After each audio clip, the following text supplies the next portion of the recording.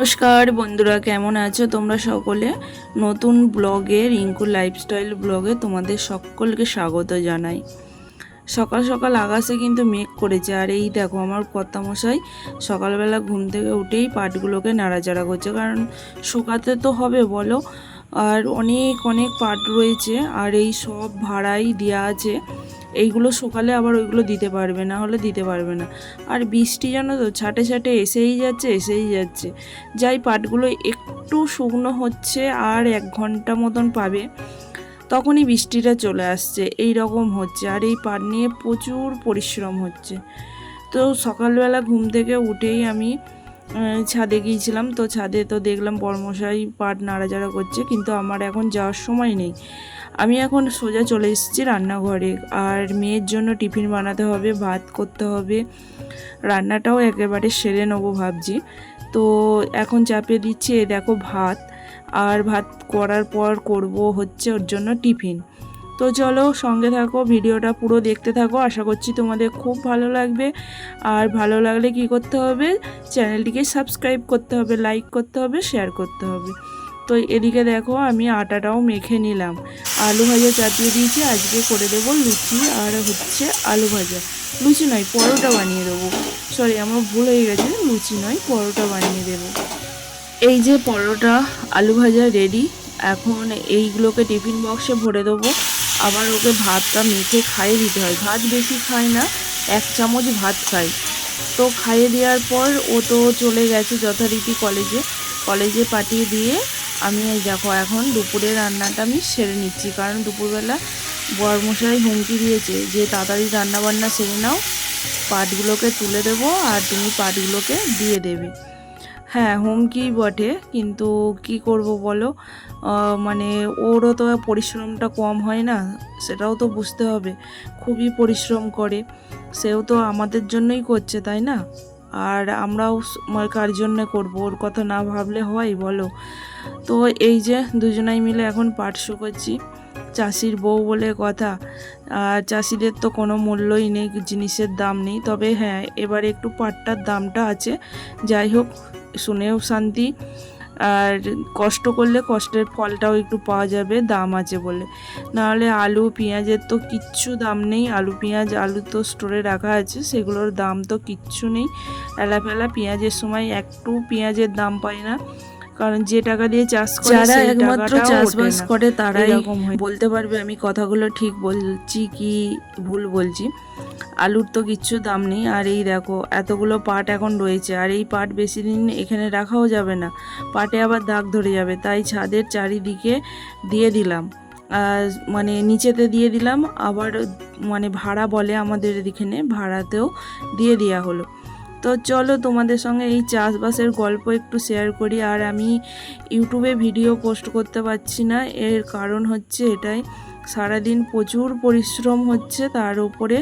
আর সন্ধ্যাবেলা মানে তারপরে দোকানেও একটু বসতে হয়, দোকানে বসার পর আর ভালো লাগে না, শরীর ক্লান্ত হয়ে যায়, ঘুমিয়ে যাচ্ছি, এডিটার করে উঠতে পারছি না গো। কী করব বলো, এটা থেকে আমাদের টাকা পয়সা আসবে, এটা থেকে ইনকাম আসবে, তাই এটাতেই আমাদেরকে বেশি সময় দিতে হবে, তাই না? আমি তো ইউটিউব করছি, সেটা ভালোবাসি বলেই এখনও পর্যন্ত ছাড়তে পারিনি। তো সেটা তো আছেই, আমার ভালোবাসার জায়গা, আমার ইউটিউব পরিবার, সকল বন্ধুদেরকে ভালোবাসা। আমার গলার আওয়াজটা শুনে বুঝতেই পারছো কতটা আমি ক্লান্ত। সত্যি কথা বলতে শরীরে এনার্জি, মনে এনার্জি না থাকলে না, এই দেখবে ব্লগ করতেও ভালো লাগে না, আর ব্লগ এডিট করে ভয়েস দিতেও ভালো লাগে না। সেই রকম অবস্থা হয়ে গেছে এখন আমার। তো এই দেখো বর্মশাই যে সকালবেলা পাটগুলো নেড়ে চেড়ে দিচ্ছিলো, তো ওগুলোকে তোলা হলো, তুলে আর এই পাটগুলোকে আবার দেয়া হচ্ছে। যারা 1 টাকা 10 টাকা কষ্টের মর্মটা বোঝে না, তারা সত্যিই জানে যে 1 টাকা 2 টাকা 10 টাকা ইনকাম করতে কতটা পরিমাণ কষ্ট হয়। তো যাই হোক, চলো পাটমাটগুলো দেওয়ার পর মানে কি বলবো, সেই লেভেলের গরম, একটু হাওয়া নেই, মানে এত কষ্ট হচ্ছিল, মানে বলে বোঝাতে পারবো না। মানে এতগুলো ভাড়ায় পাট দিয়ে তারপরে দেখো আমি শাড়িটা চেঞ্জ করে নিই। কী বলো তো, প্রচুর নোংরা থাকে তো, আর এই নোংরা মানে কি বলো তো, গায়ে হাতে পড়ে, মুখে টুকে পড়ে, মাথায় পড়ে, তার জন্য শাড়িটা চেঞ্জ করে আমি এই নাইটিটা পরে এসেছি আর এই মাথাটাকেও ঢেকে নিয়েছি। প্রচুর নোংরা থাকে, ক্যান্দাই থাকে, তারপরে তো এটা ওটা প্রচণ্ড নোংরা, এত নোংরা থাকে কি বলবো বন্ধুরা। তো যাই হোক, চলো পাটগুলো দেয়া হয়ে গেলে তারপরে একটু নিচেই গিয়ে বসবো আর তোমাদেরকে দেখাচ্ছি। দেখো এই যে আমার শরীর, মুখের অবস্থা, মানে এতটা পরিমাণ কষ্ট হচ্ছে। এটা তো আমার দেখাচ্ছি, আমার কর্তামশাইয়েরও প্রচুর কষ্ট হয়, কিন্তু ওটা তো আমি আর দেখাতে পারি না। আর এইখানটা দেখো আমার তেল ছিটকেছে আর এইখানটা ফুসকা পড়ে গিয়েছিল, 2-3 জায়গায় এরকম ফুসকা পড়ে গেছে। আর এই ফুসকাগুলো গরমে গলে গেছে, যে কি জ্বালা পোড়া করছে কি বলবো গো বন্ধুরা। তো এই হচ্ছে মুখ চোখের অবস্থা। এখনও পর্যন্ত আমার ওপরের কাজ বাকি আছে, ওপরের কাজ আমি করে উঠতে পারিনি। তারপরে দেখছি আকাশে মেঘ করেছে, তো ছাদে কিছু জামা কাপড় কেচে দিয়েছিলাম, তো সেগুলোকে আবার তুলতে এসেছি। মেঘ করেছে, শুকনো জামা কাপড়গুলো আবার ভিজে যাবে, তাই আবার একটু তুলে নিয়ে যাই। ওদিকে আবার পাটও রয়েছে, দিনভর পাট শুকোনো, আবার এই সংসারের কাজ। সেই সকাল মানে ভোরবেলা উঠেছি 5টার সময়, 5টা থেকে এই যুদ্ধ চলে, সংসারের যুদ্ধ, বুঝেছো? সত্যি কথা বলছি বন্ধুরা, এরই নাম হয়তো সংসার, মেয়েদের জীবন। সবার কপালে তো সব কিছু জোটে না, কেউ কিছু কিছু কপাল আছে দেখবে অতিরিক্ত পরিশ্রম করতে হয়, পরিশ্রম করেও ফল পায় না। আর যাদের তো মানে কপাল ভালো, তারা অল্প পরিশ্রম করে, অল্প পরিশ্রমেই ফল পায়। আবার কিছু কিছু মানুষের কপাল ভালো, যে পরিশ্রমই করতে হয় না। তো সবটাই হচ্ছে ভাগ্যের ওপর নির্ভর করে। বলে না, তোমার রূপবতীর দরকার নেই, গুণবতীর দরকার নেই, তোমার ভাগ্যটা ভালো হলেই সব ভালো হবে। তো প্রচণ্ড ক্ষুধা পেয়ে গেছে, এখন আমি খেতে বসে পড়েছি। এই দেখো কাঁকরোল ভাজা করেছি আর করেছি পটল দিয়ে আলু দিয়ে তরকারি, এইটুকুই রান্না করেছি। তো খেয়ে নিলাম, টাইমে খাবারটা খেয়ে নিলাম, কারণ খিদে পেটের মধ্যে রেখে কাজ করে যাব আমি পারি না।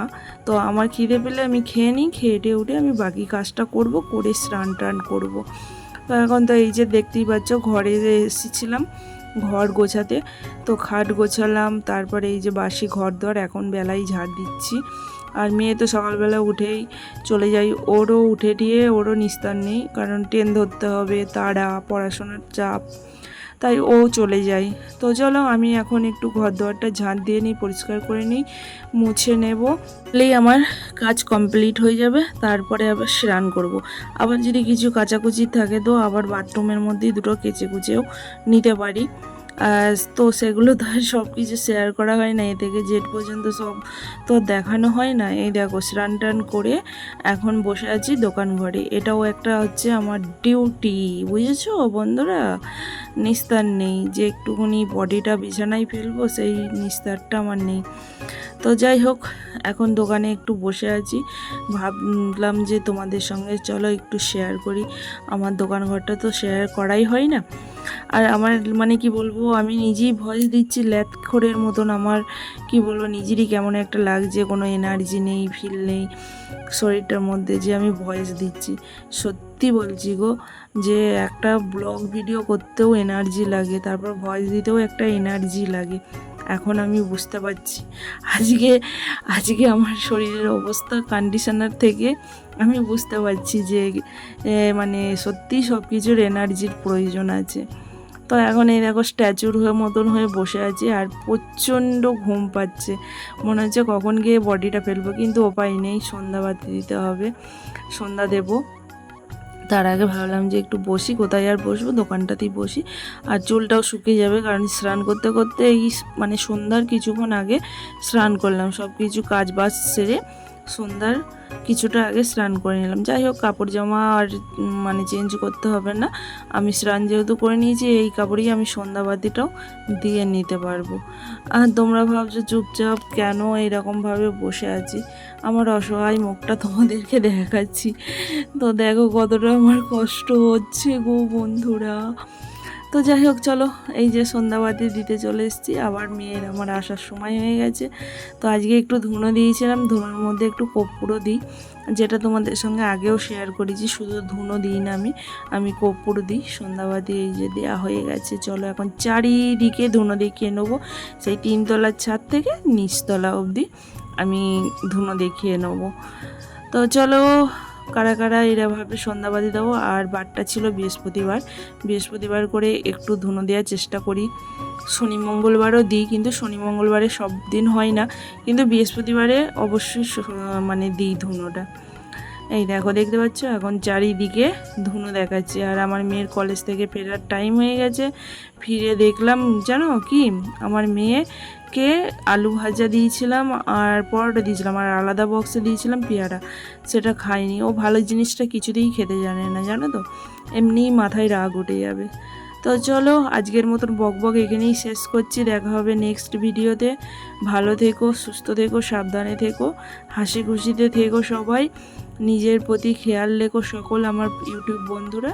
চলো টাটা, রাধে রাধে, জয় নিতাই।